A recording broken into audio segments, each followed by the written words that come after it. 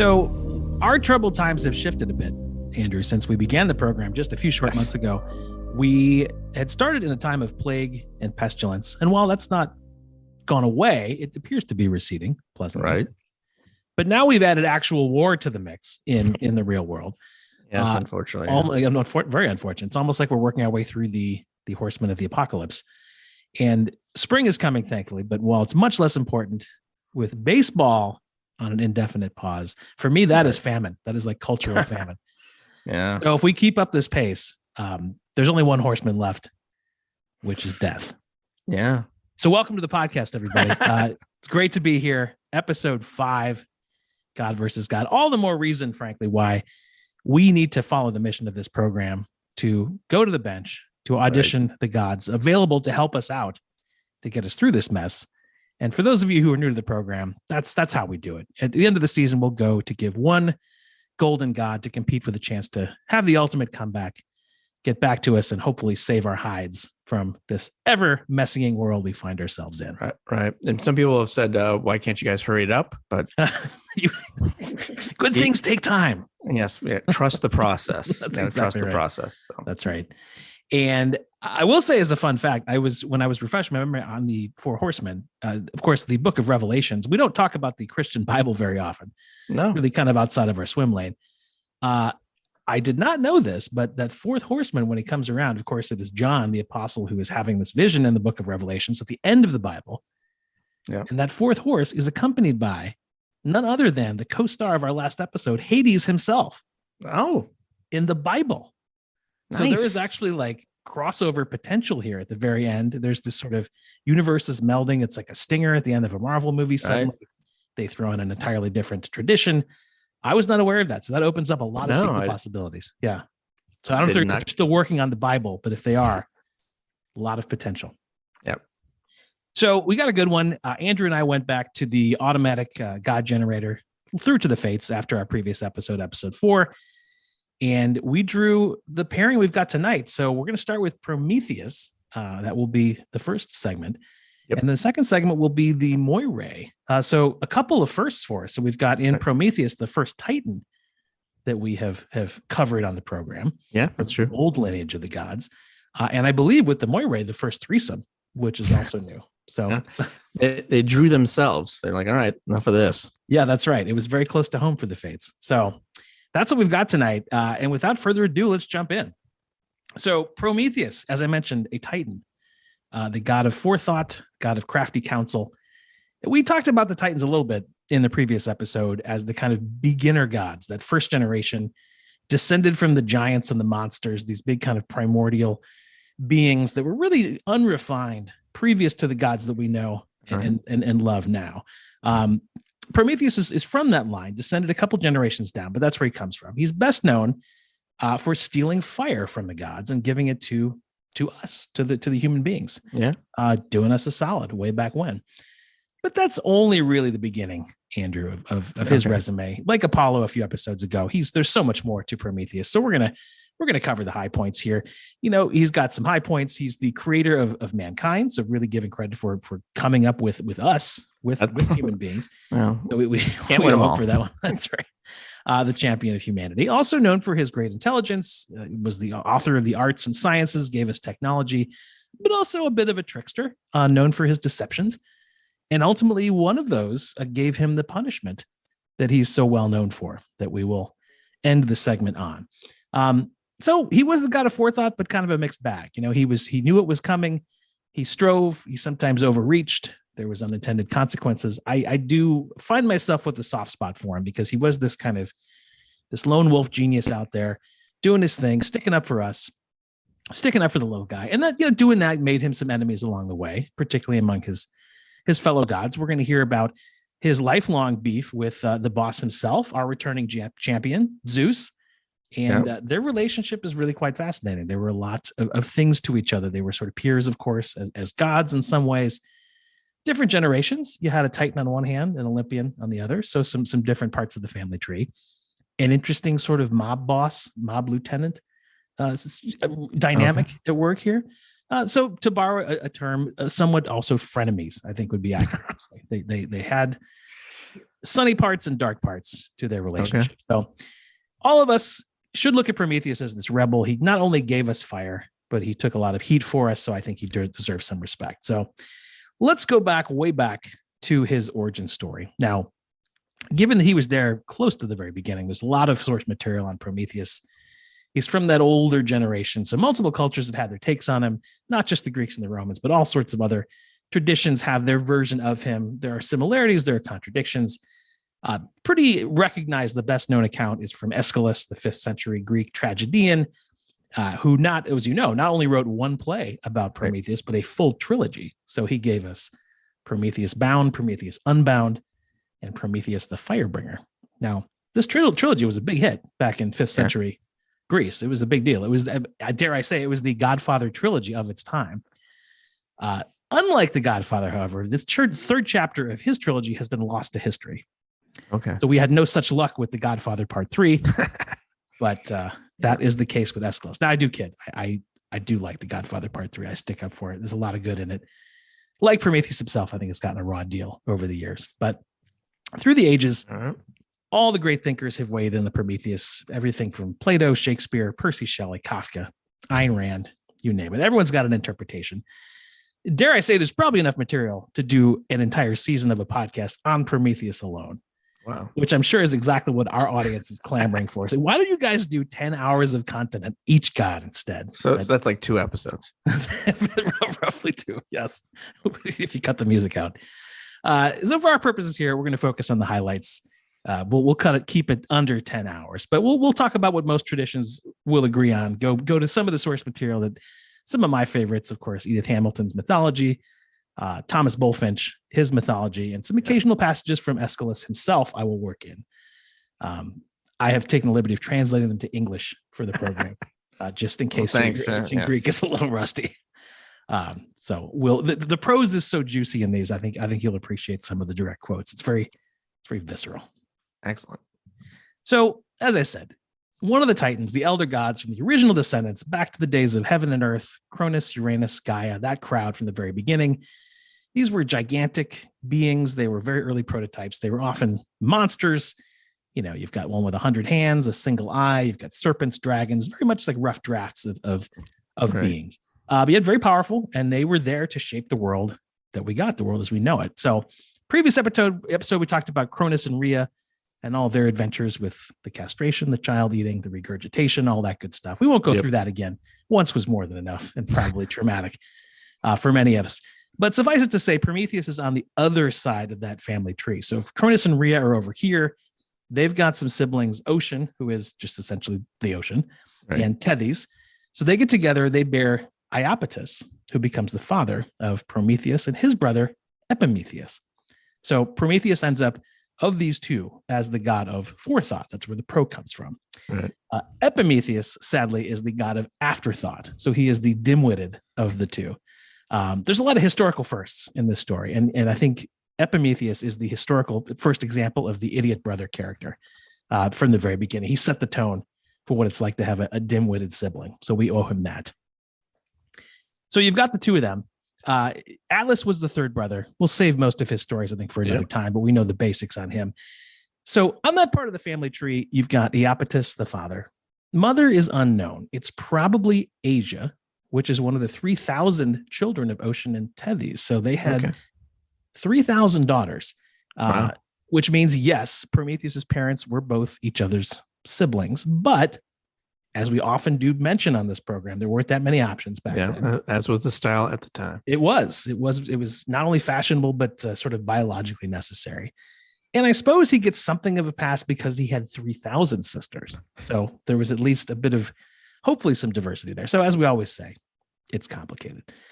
But I know you're thinking, hey, if the parents are both from the same family tree, aren't you going to risk some birth defects? I mean, you've probably seen royal families, you've seen Deliverance. And yes, there were some risks involved. But when you look at that family portrait of the Titans, like I said, Cyclops, serpent, dragon. So it's a mixed bag. It's a monstrous bunch. So you'll recall from the past episode, from the last episode 4, that once Zeus emerged, he and the Olympian siblings began the great 10-year war to avenge against the Titans, the Titanomachy. Now, this is pre-human. It's only gods. It is God versus God in the original form, pre-podcast.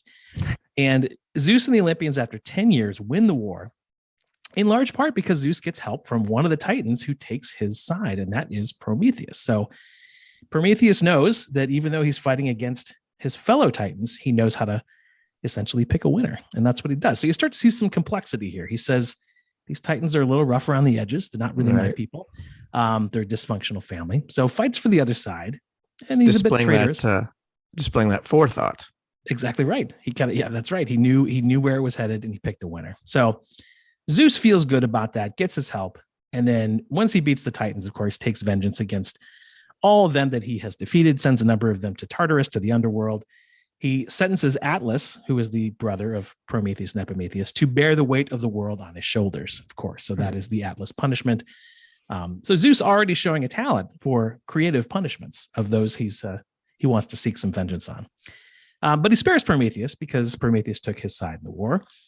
Got a few Titans to finish off. So he finishes off Typhon, who's the beast with the 100 heads. He finishes off a last battalion of giants. He's got the thunderbolts. He knows how to use them. And he's got his son Hercules, who's already impressing his dad, the boss, in the family business of defeating on the battlefield. So finally cleans up the rest of the mess. And with all this setup complete against the Titans, it's time to kick back and do what Zeus wanted to do the whole time. Just live the good life and essentially be worshipped.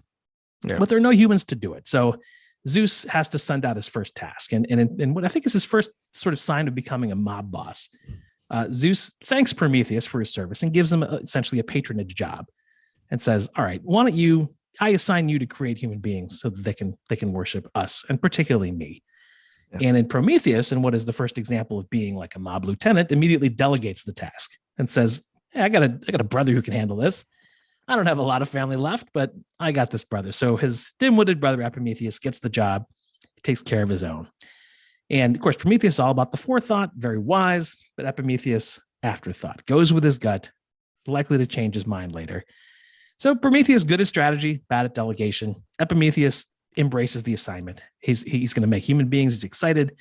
He's going to warm up, starts by making animals. He's going to start with the animals, work his way up to man. But he gets, he goes with his gut, starts getting kind of a little agitated, gives the animals all the good stuff. He gives them strength, swiftness, courage, shrewd, cunning, and he gives them all the good physical characteristics. They get fur, feathers, wings, and shells. And by the time Epimetheus gets around to men, essentially all the good stuff is gone. His resources have been exhausted. So he can't give men protective covering. He can't give them the kinds of qualities they're going to need to be a match for these beasts, which I believe is the first time in history that a subcontractor goes way over budget. That's what he does. So, as so often is the case, he comes groveling back to his brother, to Prometheus, and says, yeah, oops, sorry about that. Help brother out. Yeah. And Prometheus, being a good brother, cuts his idiot brother some slack. He takes over the job. He has the wisdom to know when to step in. And he kind of asks himself, with all these really well-equipped animals around, how do I make mankind superior? So the first step is to give them a noble shape, to have them stand erect like the gods. So as Bullfinch says, he gave him an upright stature so that while all other animals turn their faces downward, he raises his to heaven and gazes on the stars. So already making good design choices out of the gate. But that's not enough. They need tools. They need the technology. So Prometheus flies to the heavens, all the way to the sun, lights a torch, and then brings down what only the gods before then were allowed to have, which of course is fire. And I'll quote Aeschylus directly here. And now, though feeble and short-lived, mankind has flaming fire, and therefrom learns many crafts. So not just fire, flaming fire, the good stuff. The good stuff. Yeah, right. Top shelf. So once men have fire, they become the foundation for all the technology that we need, all the tools and dominion over the animals. So as Bullfinch says, it enabled him to make weapons wherewith to subdue them, tools with which to cultivate the earth, to warm its dwelling, so as to be comparatively independent of climate, and finally to introduce the arts to coin money, the means of trade and commerce. So pretty much everything comes from fire. It's not just lighting a cigarette. This is the full toolkit. So Prometheus, by stepping in, of course, saves the day. Mankind is up and running. And I do use the term mankind intentionally. It is just men at this point. So essentially the whole planet is just a big stag party, nothing but dudes and campfires with their new flaming fire. Probably some good barbecue. Yeah, right. So Prometheus is very happy with his creation, and he's loving the way humans are turning out. Even though he's a god and they're just mere mortals, he still really loves them, and he wants to start to stack the deck in their favor, to kind of keep making things better for human beings. And this is where the trickster side of him really comes out. Now, Prometheus, you'll recall, knows that Zeus really wants to be worshipped.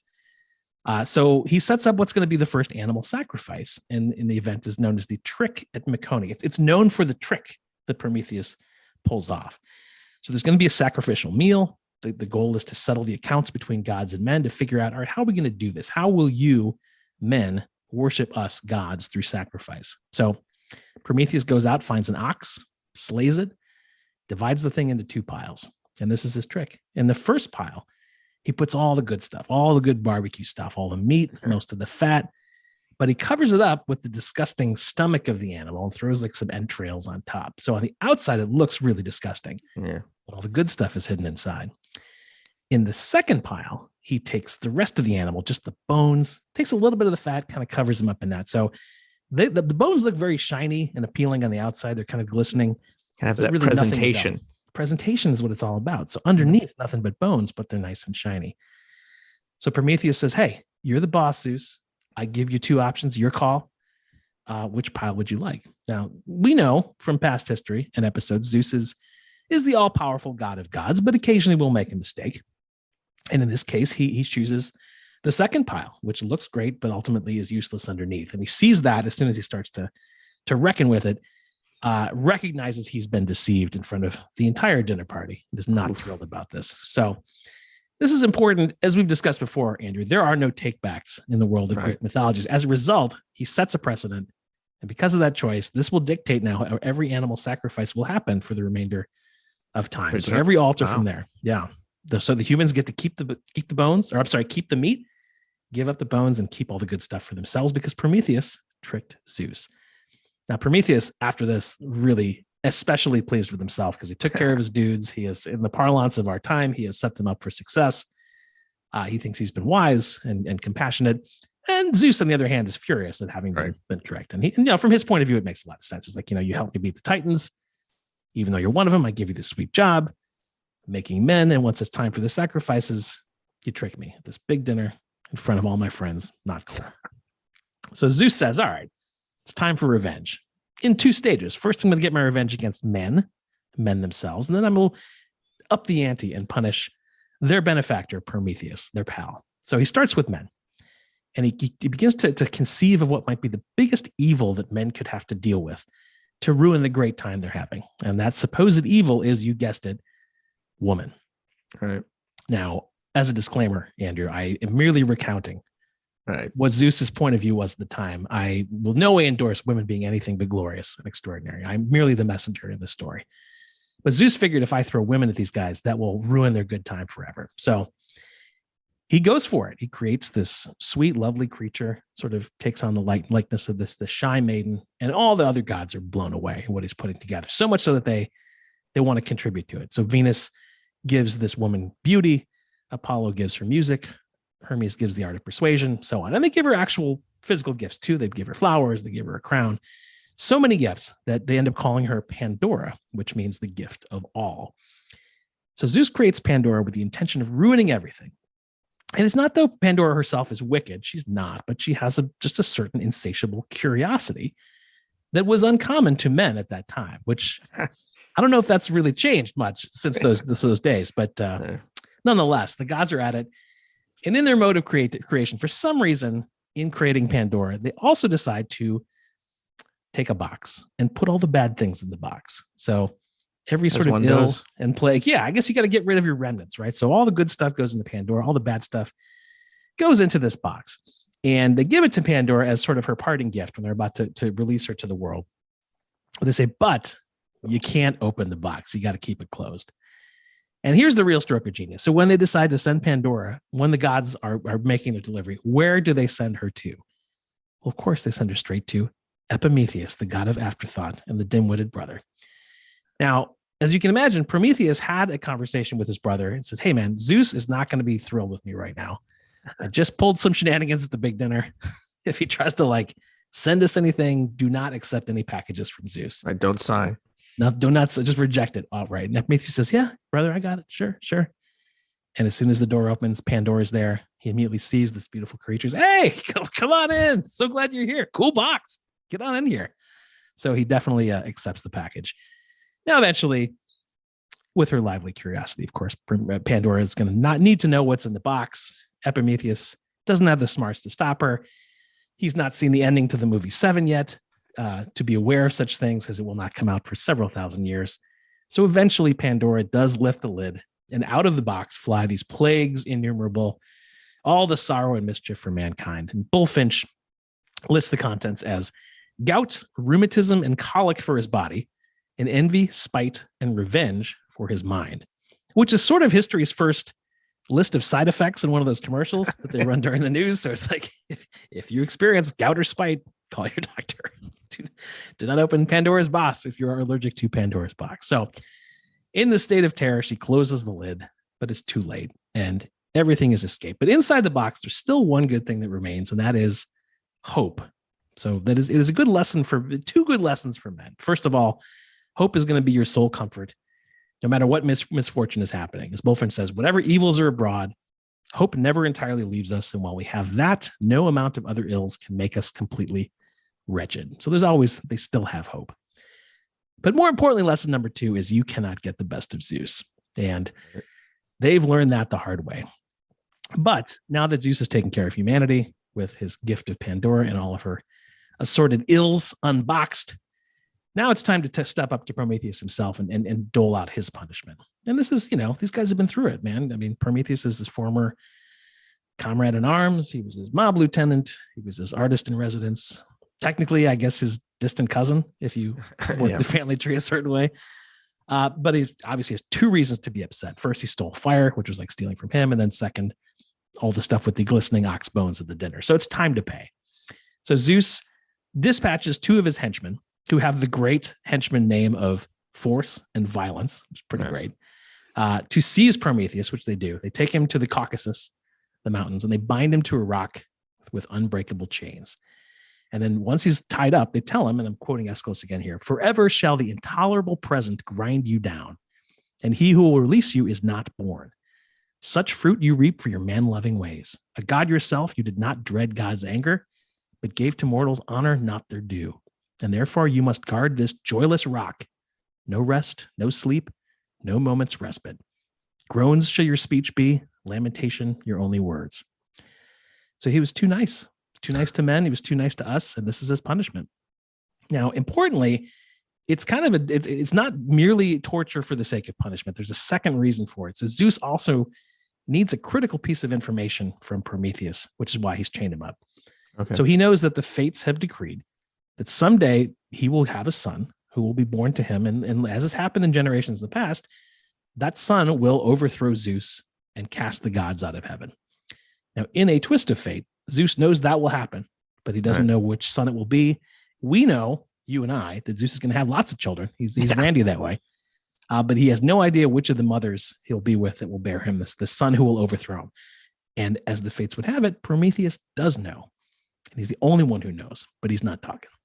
Wow. So Zeus chains him up, sends Hermes, the messenger, to the rock where Prometheus is all chained, and he demands that he give up the secret. But Prometheus stands firm. And as Aeschylus quotes him, he says, "Go and persuade the sea wave not to break. You will persuade me no more easily." Well, Hermes doesn't have that. He's like, you got to speak up now. If you don't spill the beans, and I will quote directly again here because the prose is really so colorful. "An eagle red with blood shall come, a guest unbidden to your banquet. All day long he will tear to rags your body, feasting in fury on the blackened liver." So this eagle will, day after day, feast on the liver in a never-ending cycle. Now, many years later, other titans that are monstrous will describe this treatment as enhanced interrogation techniques. But that phrase will not be in popular use until several thousands of years later. It will be known as liverboarding if it survives. But it does not.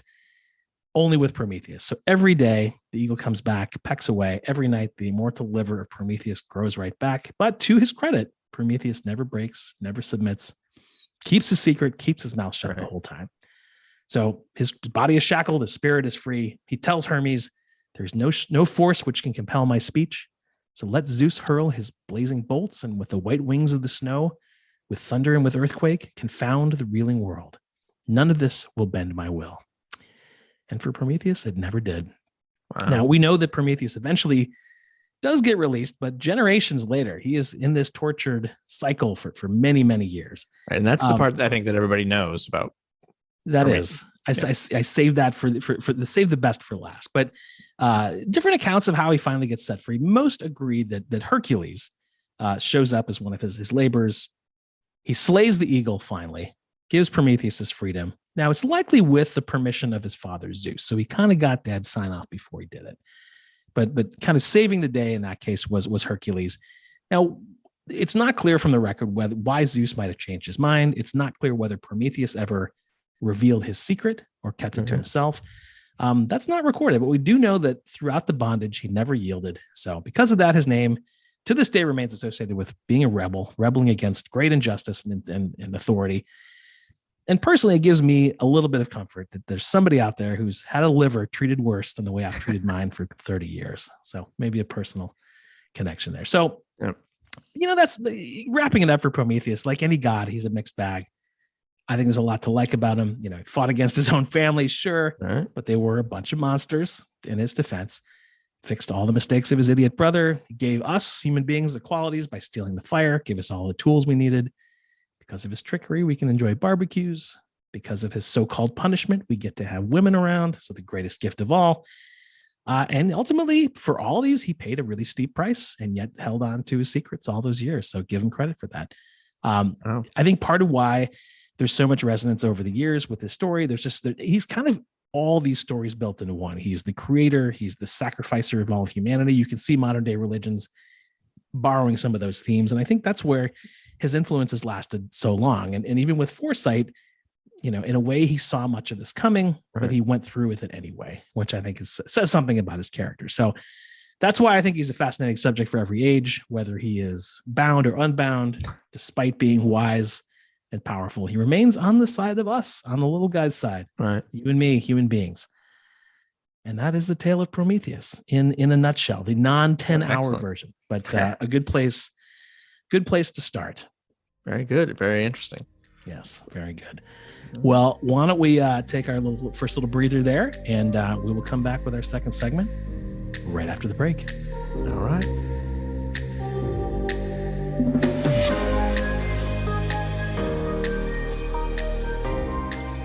And we are back.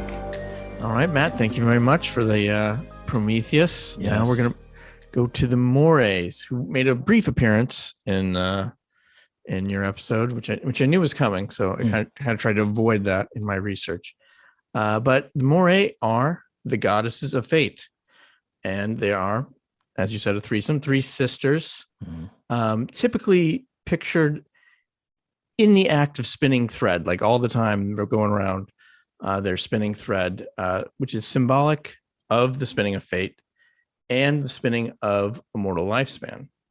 So sometimes they're pictured as three elderly women, sometimes as stern young women, most often as two younger women with one older woman.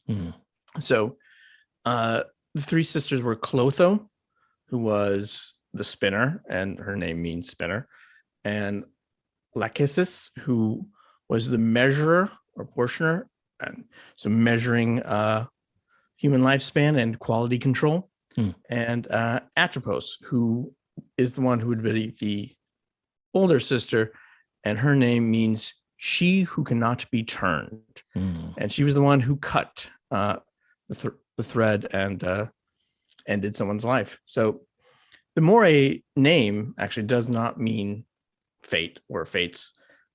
It translates as shares or allotted portions. So that gets back into them really being involved in the span of a human's life. That's your fair portion of life. And in contrast to Prometheus, we don't have much of a origin story at all with the fates. There are a couple different theories on who their parents were, which I'll talk about a little bit later. But they just sort of appear.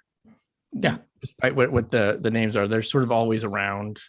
There's no growing up, anything like that. So what it meant to be goddesses of fate is a little bit hard to pin down, as it varied quite a bit at different times and different authors. So we'll get into that. But there were some base agreed upon functions that they did, some jobs they had. One was attending all mortal births. A couple days after every child is born, the fates show up and kind of make their decision on what's going to happen to this kid. And they also attend all the births of the gods and give out the powers that this god is going to have. Okay. And they enforce all mortal deaths. So it's a lot of responsibility. That's a lot of work. Heavy plate. And sometimes then accompanying them down to Hades. So they sometimes appear in the underworld. So do some business travel if you must. Yeah. Their calendar is chock full. they're really busy. That's why they had to bring the spinner with them everywhere they went, because they had to multitask. You got every tools with you on the road. Yeah. Very important. So, but most of their appearances were pretty rote. The fates show up in the myths, kind of move the plot along a little bit, bless what's happening, and then disappear. But it's, when they're challenged or when the fates themselves sort of step out of their usual roles, that they kind of move into the front of the stories. And those are the ones we're going to talk about today. So, for example, in all the mortal births that they attend, there's only one instance where the Moirae ever said anything about the fate of the newborn to the parents. So they would say things, but usually nobody hears it. But for some reason, this one day, Prince Meleager was born, and the Moirae show up a couple days after.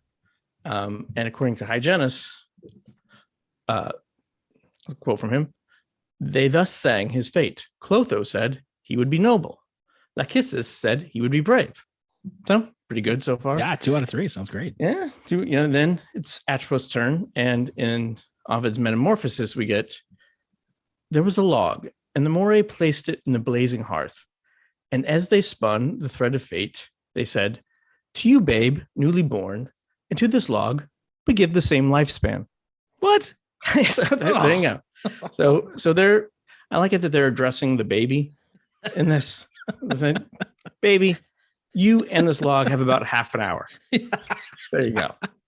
So, and you're not even like a Duraflame. You're like a regular old log. You're not like a 2-hour compressed wood. Yeah, just random log we grab. So this prophecy pronounced, the sisters vanished, and at once the mother snatched the burning brand away and quenched the flame. So to give the log a little bit more longevity. Right? Yeah. So as soon as they're out, she puts the log out and takes it out of the fire, hides it away, and it does the trick. The baby Meleager lives into adulthood and theoretically is now immortal as long as no one burns the log. Yes. So, and no one knows about this except for the mother. So you think Meleager is safe as long as he doesn't provoke a murderous rage in his own mother. This is true. So that's a big if in Greek mythology sometimes. Just take out the trash, don't complain, call in the holidays. But then Meleager murders his own uncles in a dispute over a boar skin after a hunt. And his mother, in a fit of rage, throws the log into the fire. Ooh. And so back in Ovid says, Meleager burned with those flames and felt a hidden fire scorching his vitals. So, yeah, that's I'm not sure what the vitals are, but that's not good. No. So eventually the log burns down and his spirit slips away as over the embers spreads a veil of gray. So as it turns to ash, there you go. So perhaps fate was delayed, but eventually it does catch up to you, or at least it caught up to Meleager. So it did. And usually it is the fates who decides when every mortal dies. However, murder is one case where sometimes it was considered that was outside of fate's plans.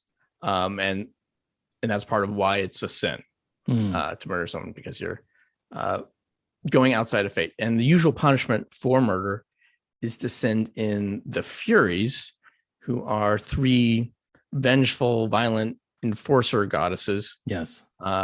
After the perpetrator. But there was one case where the murder was so brutal that the Moirae allowed the victim to be revived. Really? And so this is king from Lydia, which is in Turkey, named Tantalus. I don't know, the name may ring a bell, but Tantalus was another one of the sons of Zeus, not the one that overthrew him. So initially he was very favored by the gods, and he's invited to dine up in Olympus. So, gets to dine up there. It's a big invitation. Yeah. Yeah. So while he's there, he steals ambrosia, apparently, to try and gain immortality for himself. But I guess before that's discovered, he actually returns the favors and invites the Olympians over for a little dinner party. And they come over. So he's got the gods over for a dinner party, and you have to make a special course for them. Sure. So what he does is he kills his son, dismembers him, and serves his son as meat. This was such a nice story. I mean, he's got this beautiful trip, little side dinner, ambrosia. My goodness, that is a curveball. Yeah. So, and which he does in order to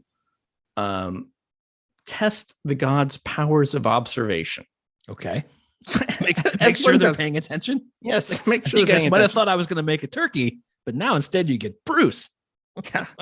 Yeah. So, so as one does, it's in the name of science, I guess. Sure. I'm not sure if the proper forms were signed or not, but so all the gods, other than Demeter, who is distracted by her mourning of her lost daughter Persephone, so that's kind of places it in the time span. Yep. Yeah. It's going on episode 2. Yep. Yeah. During that time, so distracted, Demeter does take a bite of what turns out to be the boy's shoulder.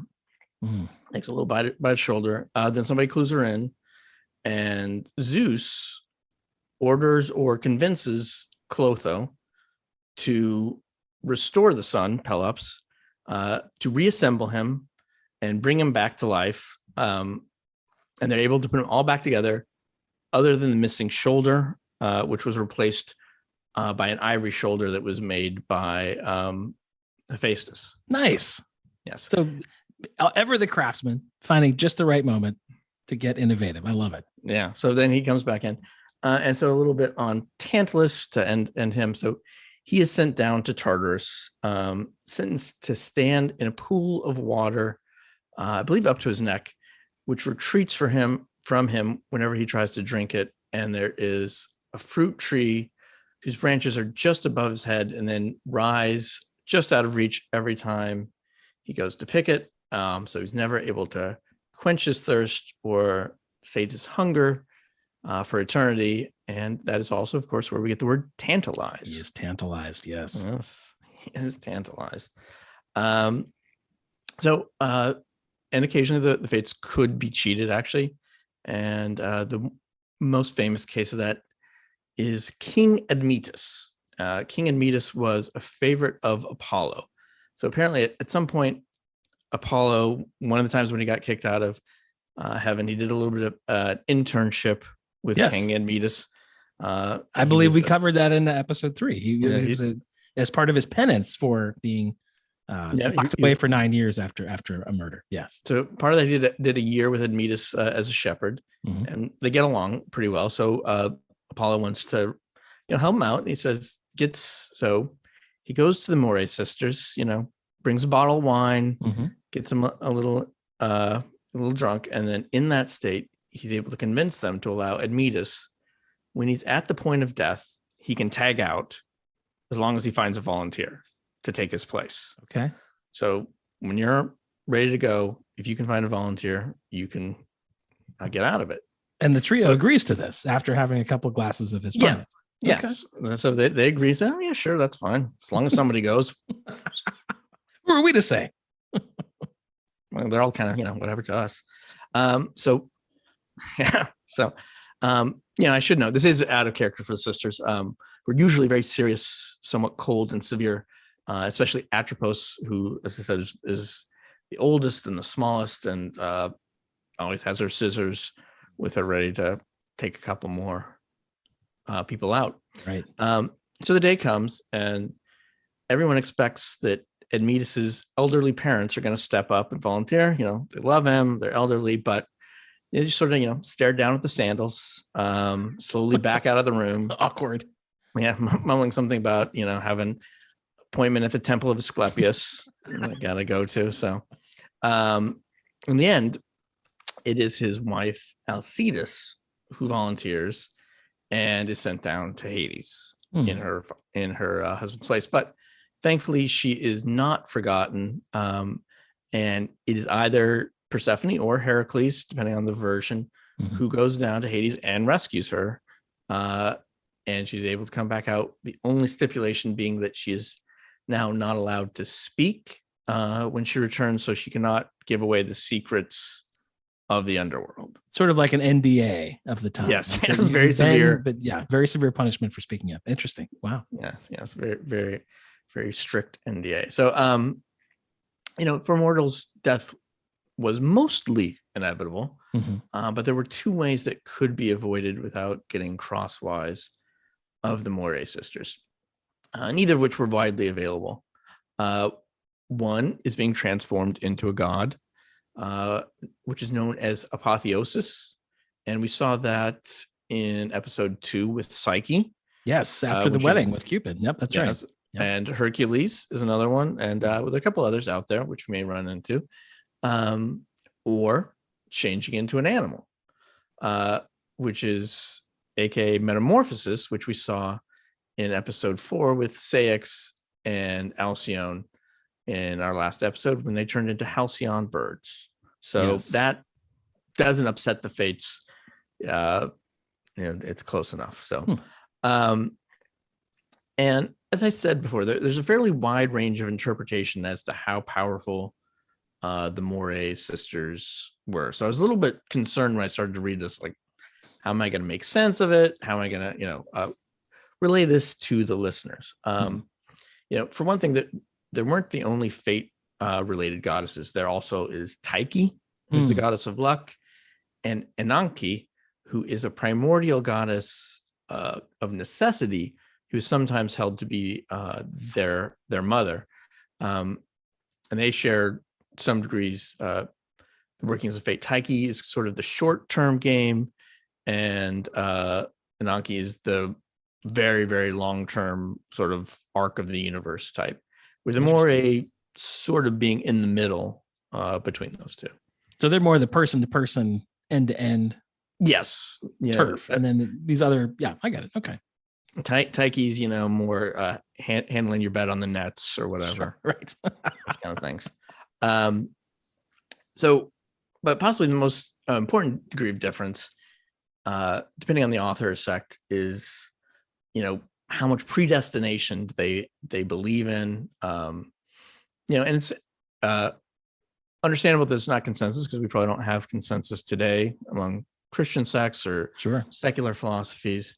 So I just decided to kind of leave that one alone. But, I think in one sense, most people realize that there are significant aspects of our lives that play out that are beyond our control.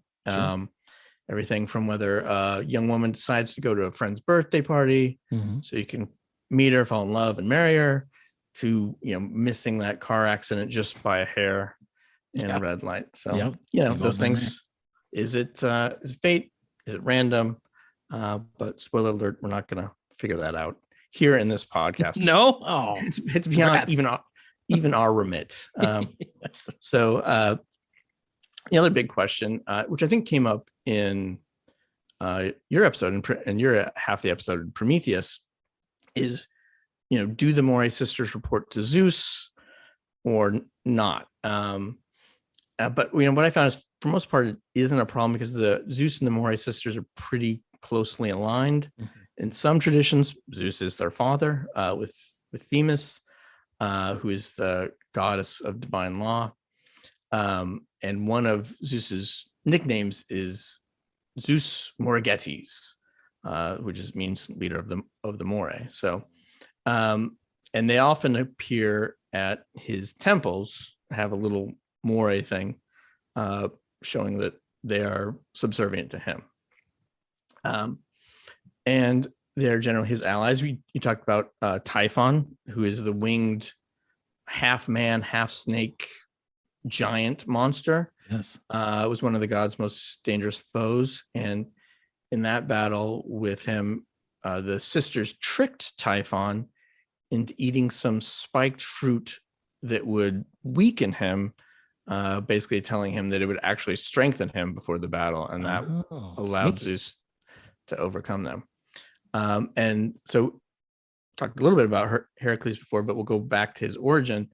Remember, this is a case where the Moirae sisters were taking commands from Hera, actually. Heracles is, of course, another of Zeus's children with a mother other than Hera.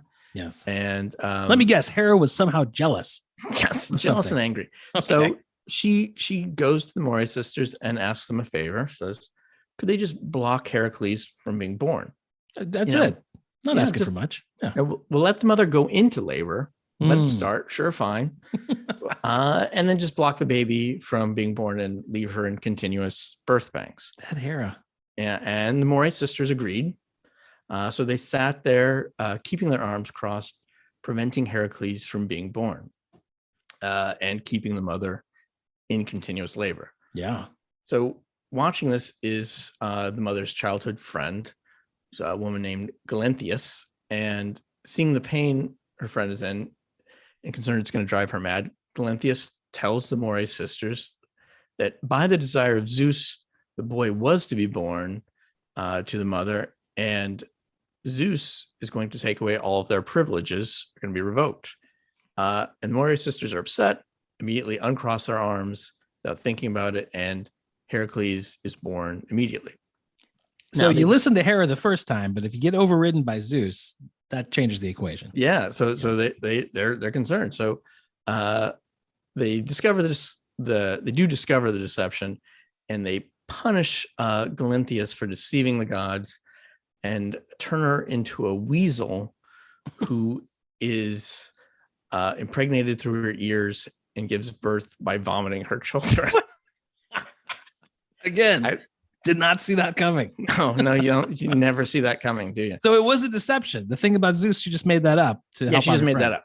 Yes, interesting. She just made that. She just said that, and then she gets punished. She does get a little bit of a reprieve when she is adopted as the sacred servant of Hecate. It's still a weasel, though. Yeah, a weasel servant. Okay, at least an employed weasel is has a sense of purpose. That's good. So, yeah, pet. Okay, that's an example where the Moirae sisters are clearly inferior to the gods, or at least Zeus. They're afraid that he'll remove their powers, and they see themselves as subservient to Zeus. But then I'm going to give one contrasting example from Ovid, and this is one of the last books in the Metamorphosis where Aphrodite is upset at the impending assassination of Julius Caesar. Mm-hmm. So who is supposedly her descendant, and Aphrodite, in her anxiety, her fears throughout the heavens, in vain troubling the gods, but they cannot break the rules of the ancient sisters, according to this. Yeah. So Ovid gets a little bit of many people say, and he says, many people say that owl of death sounded its sad omens in 1,000 places. 1,000 places ivory statues wept. Incantations and warning words were said to have been heard in the sacred groves. And no sacrifice was favorable. And the livers were found with cleft lobes. Wow. Which, in context, I guess cleft lobes is a bad thing in the liver. I was going to say, I'm having a hard time picturing what a good liver looks like. I haven't had one in a long time. So I'm just taking that from context. Yes. So it says, dogs howled at night. They say the silent dead walked. Earthquake shook the city. Dogs and cats living together. Mass hysteria. Yep. Yeah. There you go. But Nothing they could do. So Jupiter, or Zeus, I should say, lets Aphrodite know that nothing he can do, but he does describe a vision of the Moirae's house, and he says there's a tapestry inside it that you can go look at, and there you'll see things written: a vast labor in bronze and solid iron, that eternal and secure, does not fear the clashing of the skies, the lightning's anger, or any forces of destruction. There you will find the fate of your descendants cut in everlasting adamant. So then he goes on to say, basically, yep, Caesar's going to get killed, but don't worry, because Augustus is going to take over, and he's going to be great. Yeah, totally. A lot of super things, establish the empire. And Ovid lists all the great things that Augustus is going to accomplish very lavishly. And, in completely unrelated note, I should say that Augustus happened to be on the throne at the time that Ovid was writing. Fascinating. Yeah. So he just happened to be saying these very nice things about the sitting emperor. Wow. Yeah. All right. Yeah. So, again, this is a different version of the Moirae and the power of fate. But I think it also shows the trade-off in their depictions. Sort of, the more powerful they are, the more remote and removed they are from current events. That tapestry is already woven, at least since the Trojan War, because it goes back to there. And the more agency the sisters have, the more ad hoc they are, kind of the less weight they are, and the more easily they are dismissed. Right. But they had a tough job of keeping things in line, keeping the tapestry going, and they did it, if not always very nicely. No, but certainly creatively. Yes. There you go. Wow. Very nice. I must confess, there was a lot of new information in that I had no idea. Those are some deeper cuts in the mythological storybook, but great stuff. Did not a lot of surprise endings. Yes. Well done. Well, the twists of fate. Yes. Well, this should be an interesting matchup, I should say, for our final round, our 5 categories. Why don't we take a quick breather and let's make our way to the final segment right after the break. All right.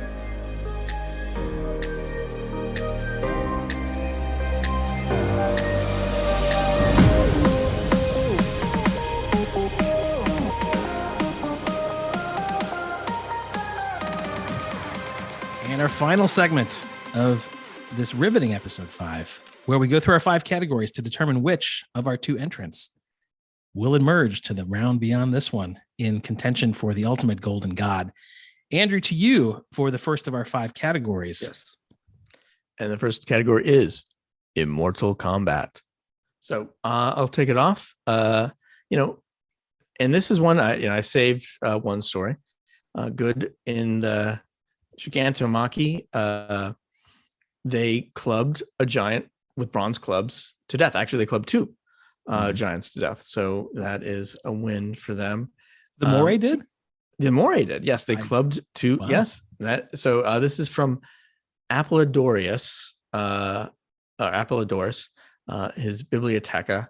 So it's, not a lot of details. It says, and the Fates, fighting with clubs, killed Agrius and Thoas. But, it's maybe a little bit less impressive than you might first think, because they go through, there's a whole list, everybody gets 1. They name. So this is maybe not the giant's best. They even have this giant was killed by Dionysus with a thyrsus. Oh, well, I mean, that was a very powerful stock of fennel, as we will recall. One. Yes. Hecate gets 1, Athena gets a couple, Poseidon gets 1.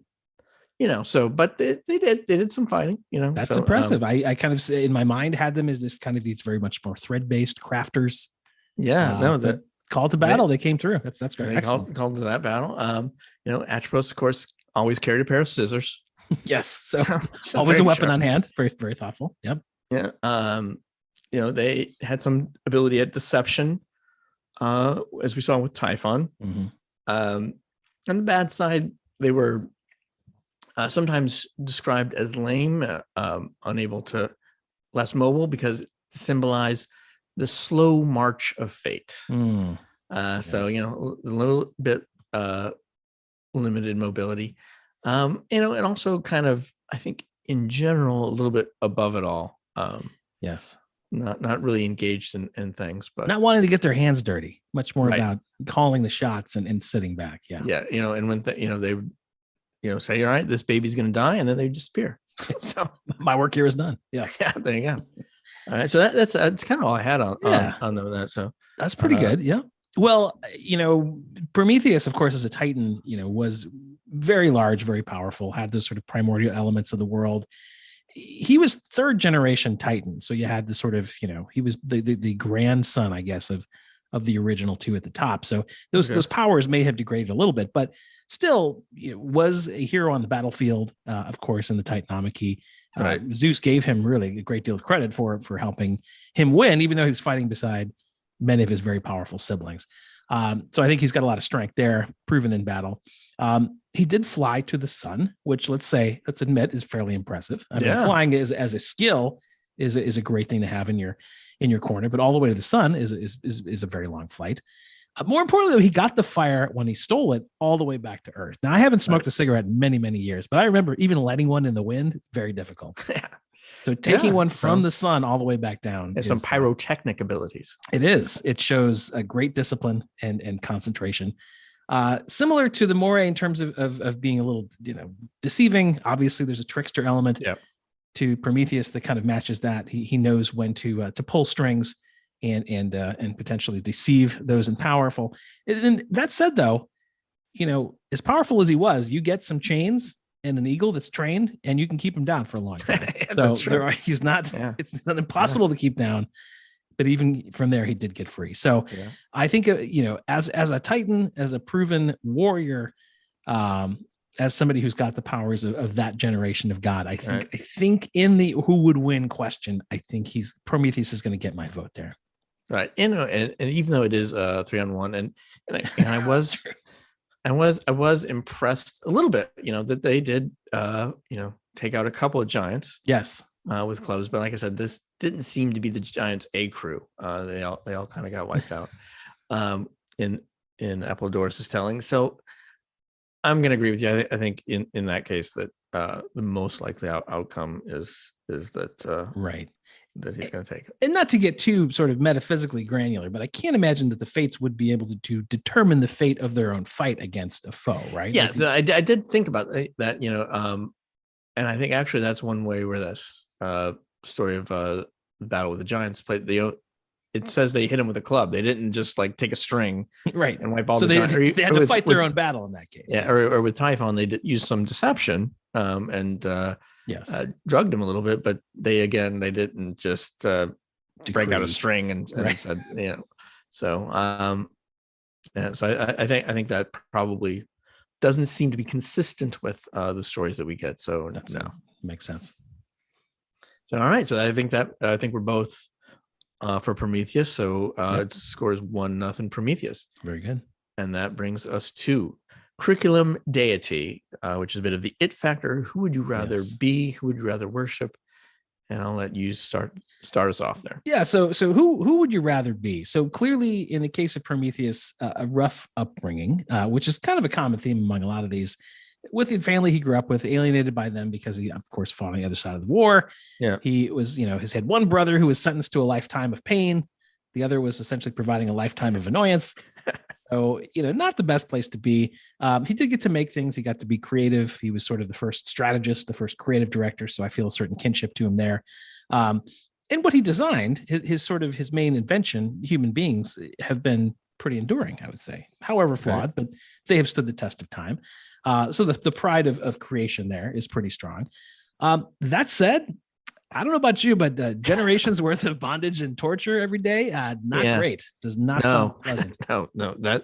You just really can't talk your way around the eagle ripping out your liver every morning. No. That was the only time period that I was able to get was generations worth. So it was many, many years of it essentially being an unbroken cycle. So it's a mixed bag in terms of being. In terms of following, as a Titan, there's not much evidence that they were worshipped. I mean, for good reason, right? They they lost the ultimate war by the time the world of worship was set up. It was really in service of the Olympians. So even though there were temples everywhere for the Olympians, there were really almost none for Prometheus to be found in the day. And it was bad form to follow or worship a Titan. I mean, it was out of fashion, right? It was like being a Civil War reenactor in the North, or being, or continuing to be a fan of Bill Cosby. It may have made sense at one time, no longer. There was an exception. So in Athens, he was worshipped right alongside Athena and Hephaestus. So you've mentioned Hephaestus or Vulcan. You had good kinship there. They both had sort of attachments to fire in their way and had some common friends. And in Athens, the Pan-Athenaic Festival, the most important civic festival at Athens, they had in the honor of Prometheus a torch race, where they would begin at the altar. They would, it was located outside the boundary of the city. They would light the torch, pass it through the district where the potters and the other artisans lived. So as a shout out to the fans of Hephaestus and to Prometheus. And then they would make it all the way into the city. They would ultimately kindle it at the sacrificial fire on the altar of Athena to conclude the festival. So that is, obviously a nice, not only a nod to Prometheus bringing us fire, but a forebear to our Olympic Games traditions, which to me is an interesting irony that the inspiration for the Olympics is, in fact, a Titan. Not many options to follow him, just due to it being kind of a bad timing situation. But I think the honor they gave him at that festival was pretty cool. So, I would not the sort of largesse or grandeur that you get from worshiping one of the Olympian gods, but for a Titan, about the best you can do. Right, and I would assume that maybe there'd be some consideration that Zeus wouldn't be all that hip on you worshiping Prometheus, probably. No, not a fan. Although neither would any of the other gods. I mean, they were all in their own ways really interested in themselves being worshipped. So kind of a bad deal for the worshiper, but you're right. Plenty of oppositional forces, especially given his frenemy. So yes, Zeus would have a problem with it. Right. So on the Moirae, they have a very busy career. I'm not sure it's totally filling, but it's extremely busy. They're a little bit, so married to their work, but they always had companionship. We get a lot of sense of how they got along, really, but they're always together, very busy. They have that place I talked a little bit about in Olympus where their tapestry is held. And they also had spent some time down in Hades, where we get a little bit of that, and the Moirae bring the souls down and with one gesture damn them. So that's fun. And they got to kind of a work release permit or visa of sorts in Hades. They were able to come as visitors, didn't have to stay like everybody else did. So that's kind of cool. No, they can come and go as they please, and they had a place on Olympus. They spent a lot of time on Earth. So they a lot of travel. Work travel, see the world. It's not the same as leisure, but it's rewarding in its way. So, and in addition to, I mentioned they're kind of add-ons in Zeus's temples, but there were some hymns written to the Moirae, and a couple of which actually survive, and it talks about them weaving with adamantine shuttles, countless inescapable devices, mentions the three, and then calls you all terrible deities of heaven. So send us rose-bloomed order and bright-throned sisters justice. So not bad. So got some tunes, And there was a Moirae festival, and this is in Greece, in sort of a more backwaters place, and so they had one day each year they would celebrate a festival to the Moirae, and they would offer a sheep that was, I said, big with young, so about to give birth, great with child. Yes, great with child, and they would sacrifice that sheep and offer it to the Moirae sisters, which I think is obviously a reference to their role in childbirth. Absolutely. And then they have an altar out in an open space in a grove, so not bad. So That's what I have on them. I think the key there is they were not tied up to a rock and have their liver back down. It's an adventurous life, but not that adventurous. No liverboarding. Yeah. No. So so I'm gonna go with the Moirae. I think they're kind of evenish on the worship element, but the not being tortured element is. I think I agree. The torture does put it over the edge. There was a part of me as I was thinking about it that because he really did live a very full life, because he was there at the beginning, he saw the war, he saw the creation of humankind, he had the pride of ownership and all these humans that he created. Like, he lived a big life. Yeah. But the torture at the end of it is a very large but, and it lasted a long time. So I think I join you. I think I will go with the Moirae on this one too. Both in terms of being and worshiping. It feels like a double win for them in a less adventurous, but also less tortured existence. Right. A little more of the quiet life. So, all right. So that brings us to 1 and 1. And it also brings us to our third category, which is good God. Yes. And that is, in this context, better character. And I'll take this one first. So in terms of, surfaces to mankind, they're both birth goddesses and death goddesses. So I don't know if those are both necessary things, but maybe they are. And I think there's a sense to me in which their job is kind of keeping the world in balance and keeping order. I sort of thought about it in this way of sort of like similar to Back to the Future. That time space continuum that if things get off, if we let this go, then that's going to have all these unintended consequences. Yep. And we're going to have to do this whole section of the tapestry over again. So our calendars are already very full. Yeah, our calendars are already very full. I don't have time for this. So that kid's got to go. So I think creating order in the universe, and I do think that was kind of did come through in the way they were talked about in some of them, and some of the later philosophers who were really very big into predestination, where they're viewed as very powerful figures, where the universe all sort of plays out all as almost a film, right? And then it ends and actually starts again and plays out again. Yes. So that's their service. But there's also a sense in which they are harsh and unfeeling and cold. There's the birth of Heracles, where they torture a woman to near madness. Yes.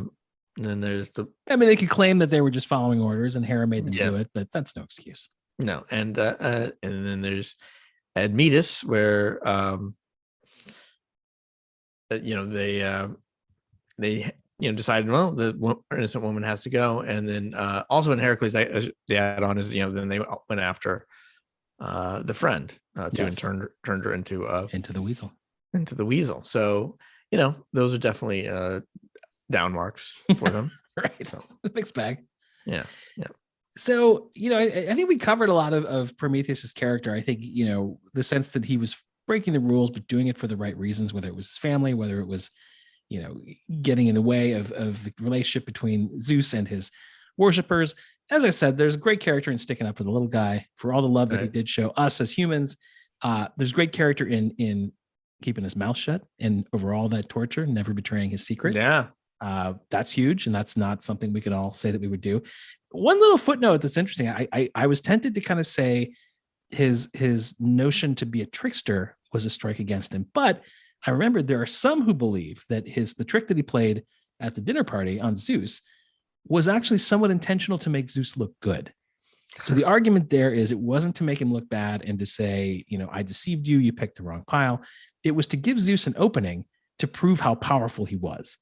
So if it had been, and this is just a sort of a side theory, but if Zeus had been able to sort of choose the obvious choice, get all the good meat, have sacrifices go as planned forever, he wouldn't have the opportunity to do things like create woman, or do things like, awesome torture exercises like when he Prometheus. So I'm not sure he didn't have the foresight about that, to think about all those things. But there's a theory that as this sort of master strategist, that move was an opportunity to actually make his gig to allow his boss an avenue to exercise his power, which would elevate him even further in the pantheon of Olympus. So I'm not sure I buy it. It still feels like trickery to me, but it's an interesting footnote.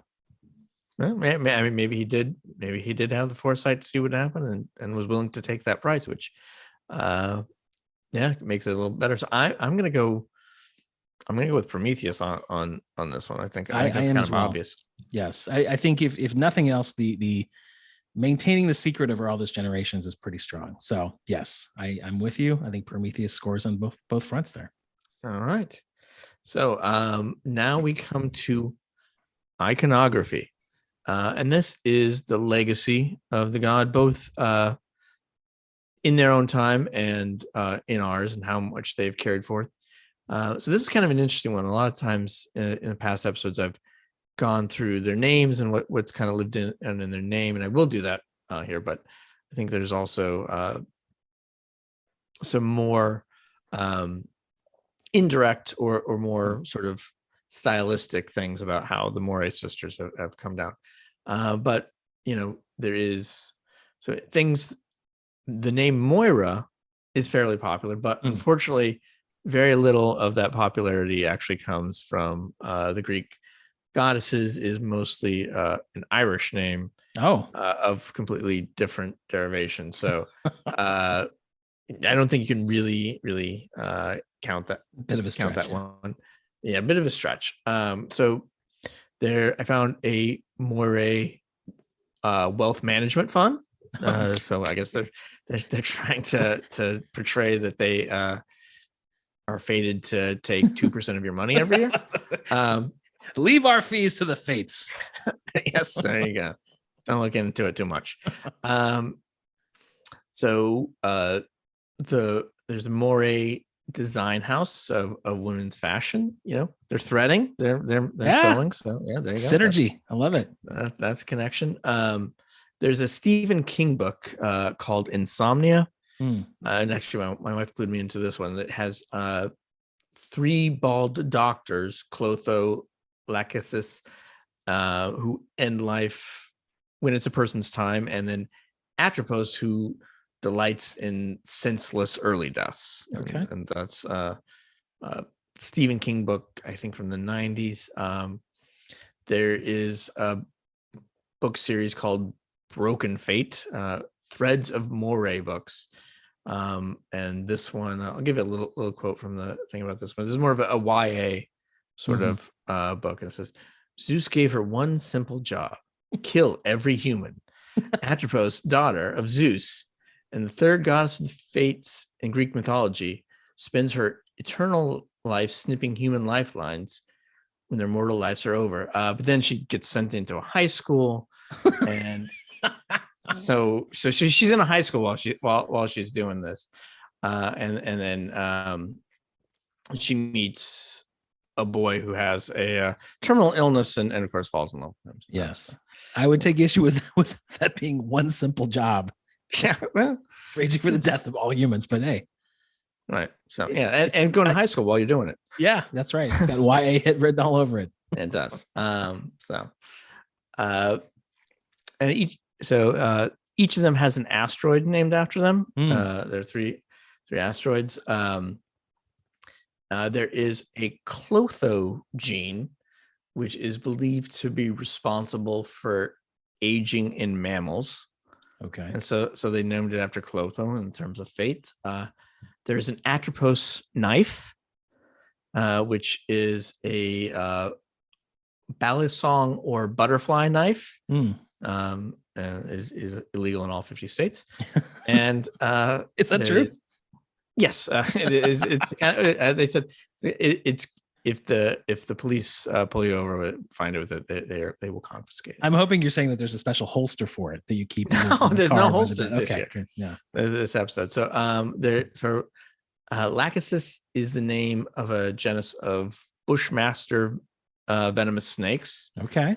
And then the venom from those snakes is also a homeopathic remedy for a wide variety of ailments, including fear, paranoia, nervous system problems, circulatory complaints, throat or mouth problems, particularly indicated if it gets worse in spring for some reason. And in some circles, also COVID. You never know. Yeah.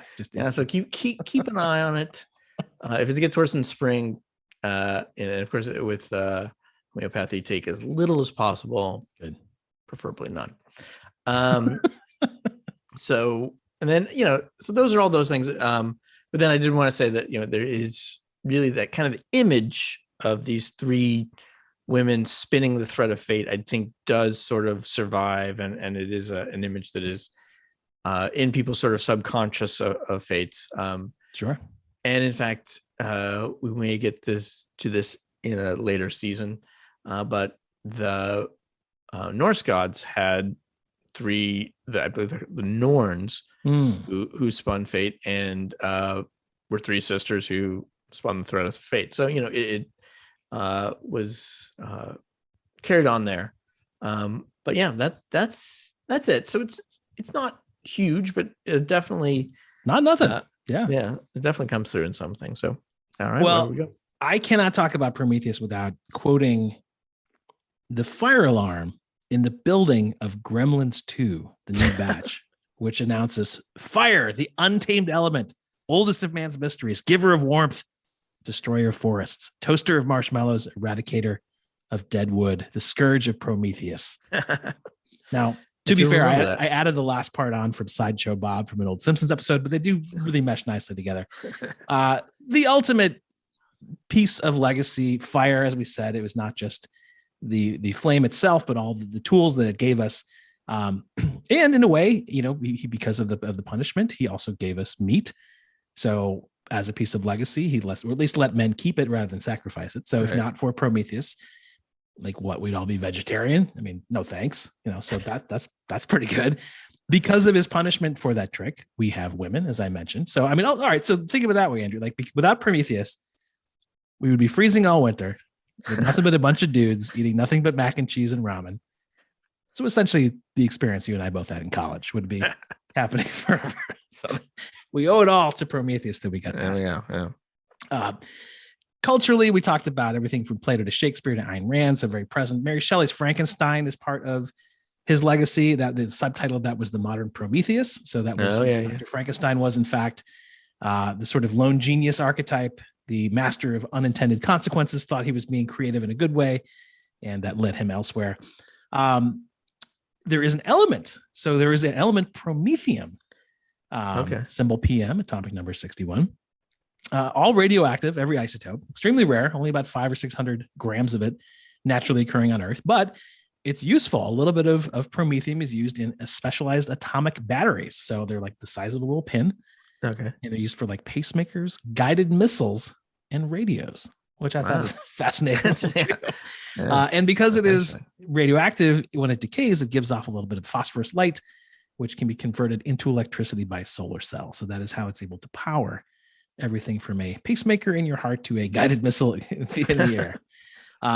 Hard to get a hold of, not a lot of it, but still a pretty cool element. You mentioned asteroids for the sisters. We've got a moon of Saturn is Prometheus.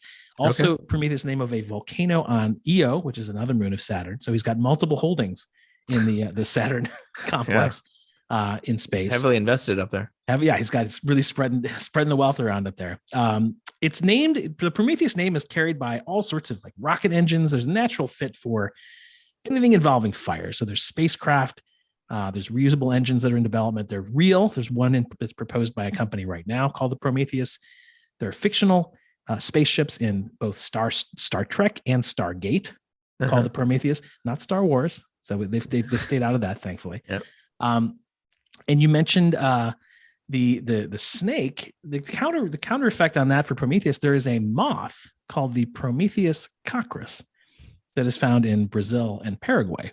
And when I learned about this, I was very, very excited. My first thought was, if I were to be brought back and reincarnated as this moth, I would want my nickname to be Prometheus. But then I realized that's just not how nicknames work. If they did, you can't pick it yourself. You can't pick it yourself. And if they did work that way, I would be Homo sapiens, which is an objectively terrible name. So we'll leave that off the table. But I think apart from all the sort of cultural ramifications, one really cool thing about the legacy is that, and we'll get to finally a little musical tie-in here. So you mentioned the songs for the Moirae. Well, there is a Prometheus chord in music. Okay. Are you aware of this? So no. It is a 6-note chord. It's the harmonic and melodic basis for the later works by a composer named Alexander Scriabin, who was Russian. So he's in bad form to popularize him in this day and age. But the guy died 100 years ago, so I can't really blame what's happening now. But all of the sort of scales that he used for his later work are combined into this. It's also called the mystic chord. I'm sure you'll recall from music theory, a quartal hexachord consisting of an augmented fourth, diminished fourth, augmented fourth, and then 2 perfect fourths. Andrew, would you like to hear this chord? Because I have it prepared for you right here. It's a little spooky because you have all those fourths kind of piled up, and right. It sounds a little something like this. Yeah, so kind of like a Titan itself, daunting, a little scary, maybe not terribly useful, but sort of weirdly impressive in its own way. So, are we sure that was a chord? It's very real. I have the sheet music in front of me right here. Excellent. All right. Yeah. So I think, I didn't go into full depth on the sort of cultural pieces and all of literature just because we only have this brief time that we have for this podcast. I think in terms of legacy, I do have to give it to Prometheus. I think there's some impressive penetration and echoes that the Moirae have had in some areas of life, but ultimately Prometheus is really quite omnipresent. So I think he gets my vote here. Yeah, he's got those 2 movies, right? Which I don't know. Yeah, there's a movie I think in the Alien series, like later on. I did not see it. I missed that one. I don't know what it's about. I just know the name of it. So I think I agree with you on this one. I think I think actually, if you say who the Moirae sisters are, people are thinking it's a 40s singing group or something. But so I think the Fates, the fact that we pluralize it, right, kind of comes from them when we say the Fates, but it's a little bit more vague in terms of them as characters. So yeah, I think that is true. So that says it is 3-1. So the Moirae sisters cannot win on points, but maybe the story is going to be so great that it's a lot of pressure. Yes, it's a lot of pressure. Puts a lot of pressure. It's going to blow it back into it. But you got to give it your shot. You got to play it out. That's it. And for the record, we need to know the final score. So let's go on and to Matinee Idol. And so you were going to go first on this one? Yes. So who would make a better movie? Now, last episode when we talked about Hades, I had talked about sort of a bit of a romantic comedy twist on Hades. He was managing the building. He had the bartender. It was a lovely story. I'm picturing something similar here for Prometheus, but this time it's a buddy comedy, and it is a little bit dark. But this is about maybe it's let's call it a limited series as opposed to a movie. Because it's a lot of stories. We need to space it out. But it takes place. It is about Prometheus while he is in bondage in those Caucasus Mountains during his torture. But it's all told from the point of view of the eagle. So I'm picturing Clint Eastwood as the old Titan. Kind of classic. He's seen it all. Gigantic. And comedian Gilbert Gottfried as the eagle who is feasting on. Now, you laugh, but you may remember Gilbert Gottfried has played birds on multiple occasions. He played the parrot in Aladdin. He played the voice of the duck in the Aflac commercials. So he's very well prepared for this role, eminently qualified. So each episode, while the eagle is going in at Prometheus's liver, Prometheus sits back and tells him a tale from his past. And he goes through them all. He talks about making man. He talks about the trick with the whole sacrifice, Pandora, the whole deal. And the eagle is doing his job and pecking away, but he's finding these stories very fascinating. And so much so that Prometheus at the end of it, when he's really got his attention, he senses an opening and kind of says, "Hey, eagle, I'm glad you're digging it. And what do you say you let me go, huh?" But every episode, the eagle recognizes who his boss is, and he says, "That's a great story, but why don't you tell me that story Zeus doesn't want me to hear?" Prometheus says, "I can't do it, old friend." And then every episode starts again with a new story and a new day. There's a B story where Prometheus, the idiot brother, is trying to save him, but he keeps getting lost. He keeps getting distracted, never really arrives, but he's the comic relief in the background. Yeah. But there's a series finale. So after all the tales are told, Prometheus and the eagle have grown older. They've gone through this delicate dance of torture for generations now, and they've grown to respect each other in a certain way. And at this point, finally, they've achieved a certain détente. And wouldn't you know it, Hercules shows up. And in this case, for the show, instead of killing the eagle, Hercules captures the eagle and he frees Prometheus from his chains. Now, I should mention Hercules in the show is played by Jimmy Stewart as a resurrected CGI character.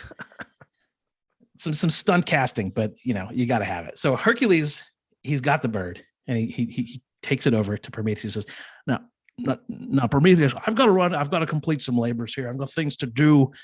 But I've still got this eagle here. So what do I do with the eagle?" And the audience is wondering, is Prometheus gonna forgive this old friend he's grown so close with? Hercules says, "So what do I do? What do I do with the old bird?" The eagle kind of looks and says, "Forgive me." And the final shot, Prometheus just turns his weary head to the camera and he says, "Well, hombre, I'm a Titan. And I'm immortal. I've got all the time in the world. And now I've got myself a real taste for some eagle liver."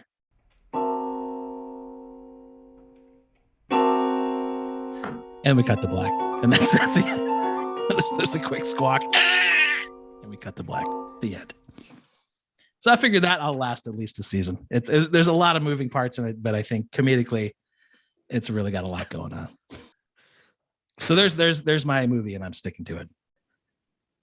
I do like that you cast it based on people you could do impressions with. Was that how it seemed?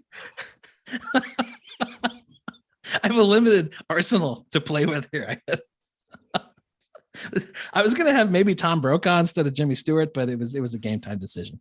Yeah, so that's good. I'll see if my daughter knows any of those people. Doubt it. Yeah. So, all right. Well, it's gonna be hard to follow that one up, but let's see what we can do. So, as I said earlier, the interesting action with the Moirae sisters is generally when things go awry and it turns into an odd situation. It's also very episodic. There's not a lot of arc, not a lot of backstory. So, I decided to embrace that and go with a limited series situation comedy. Nice. About the Moirae sisters, tentatively titled "Moirae Than We Bargained For." So it's like the old school sitcoms. You have a situation set up and a resolution in 22 minutes plus commercial breaks. Right. Then everyone usually finds themselves back in the status quo ante, right back where they began. And I think that fits the fates. It is sort of like a sitcom. Something happens, they set it back to right. Sort of a balance. Things get out of balance, things get upset, and then they're restored, and we're back where we started. Maybe a little bit of a dark comedy. Set it in NYC. Just because there's no reason to explain how they live in such a big apartment because they're goddesses after all, so they can have whatever apartment they want. Yeah, and it's a sitcom. It's how it's done. Yeah, and Tantalus would be a recurring character. Some scenes down in Hades. We can do the Admetus thing. Maybe they get lifespans mixed up with two babies and they have to, switch them out or something like that. And I'm going to have Clotho played by Mindy Kaling. Nice. Laxus played by Julia Louise-Dreyfus. And Atropos played by Catherine O'Hara. Excellent. Great cast. And Tantalus, recurring character played by Rainn Wilson. So who was Dwight Schrute from, of course, The Office. So, that's it.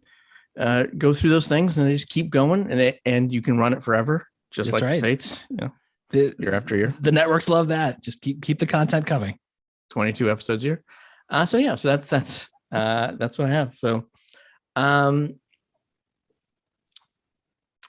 it's interesting. I think, I mean, honest, I think I'm going to go with Prometheus on this one. I think there's some rich storytelling there, despite the unconventional casting. I think you there's the cast. There's a little casting issues maybe, but and you add the element of kind of doing it in flashback, but there's already a couple plays about it. And they're out of copyright, so you can just lift whole sections. Those are definitely public domain. Yeah. Does not they're predate Disney, so they go back far enough. So I think that's the correct one. So that makes it 4-1. I believe so. So I think Prometheus gets a decisive win here, but not for lack of competition. Certainly some good efforts on behalf of the Moirae sisters, I'd say.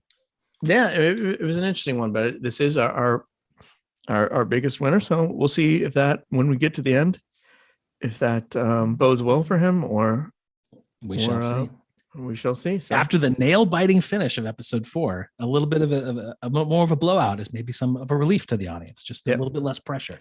Right.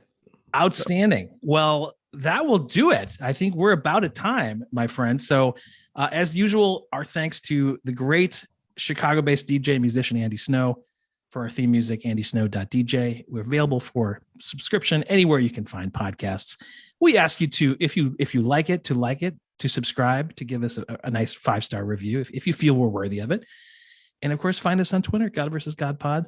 GodVSGod.com is a website, Instagram, Facebook, YouTube, all of it. The playlist every week, Andrew and I carefully curate 2 songs for our representative gods to add to that playlist. It begins with a full version, of course, of the theme song to the show, but then it goes deeper into each of our episodes. We encourage you to visit that. All right. So give us a review. If you've reviewed us on one platform, there's no law against you reviewing us on another. I'm glad you mentioned that. Yes. Go hog wild. Tell a friend, whatever you can do. We appreciate it. So thanks for joining us. Thank you very much. And we will see you on episode 6 very shortly. Andrew, as always, a pleasure, my friend. And yes. Adios, listeners. We'll see you next time. Bye.